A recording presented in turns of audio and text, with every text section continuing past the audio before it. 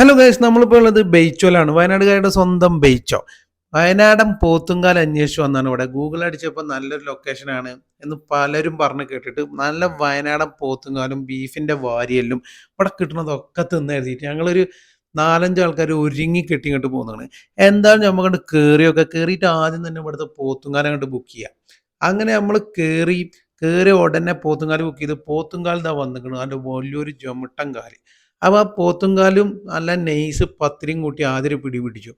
ആ നെയ്സ് പത്തിരി പോത്തുംകാലും കൂട്ടിയിട്ട് കഴിച്ചാണ്ടല്ലോ മക്കളെ, അടിപൊളി.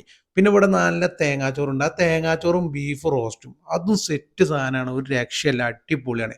അത് കഴിഞ്ഞ് നമ്മൾ ആ പോത്തുംകാലിൻ്റെ അടുത്ത് ആ മജ്ജ ഇങ്ങനെ തട്ടി കൊട്ടിയെടുത്ത് അത് ഒരു സ്പൂൺ കൊണ്ടൊക്കെ എടുത്തിട്ട് വാരി അതും കഴിക്കണം. അത് വേറൊരു വൈബാണ്. ഈ പോത്തുംകാലിൻ്റെ മെയിൻ ഒരു സംഭവം അതാണ്, ആ ഒരു മജ്ജ കഴിക്കൽ. അങ്ങനെ നമ്മൾ അതും കഴിച്ചത് അജ്ജാതി വലിയൊരു കാലാണ് നമുക്ക് കിട്ടിയത്. അങ്ങനെ 2 കാലം നമ്മൾ ബുക്ക് ചെയ്തിരുന്നു. അത് കഴിഞ്ഞിട്ട് നമ്മൾ നല്ല പാൽ കപ്പ ബുക്ക് ചെയ്തു. പാൽ കപ്പയും ആ പാൽ കപ്പയ്ക്ക് കുറച്ചൊരു ഗ്രേവിയും കൂട്ടിയിട്ട് നല്ലൊരു പിടി പിടിച്ചു.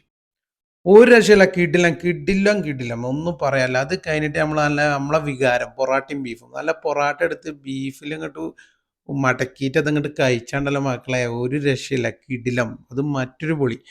എന്തായാലും അടിപൊളി ഫുഡായിരുന്നു. ഈ മഴയത്ത് ഉള്ളിൽ നല്ല തണുത്തിരുന്നിട്ട് ആവി പറക്കണ ഫുഡ് കഴിക്കണമെങ്കിൽ ഇങ്ങോട്ട് പോന്നോളൂ ഈ ബെയ്ച്ചോക്ക്. അതായത് വയനാട് കൽപ്പറ്റ ബൈപ്പാസിലുള്ള ബെയ്ച്ചോ.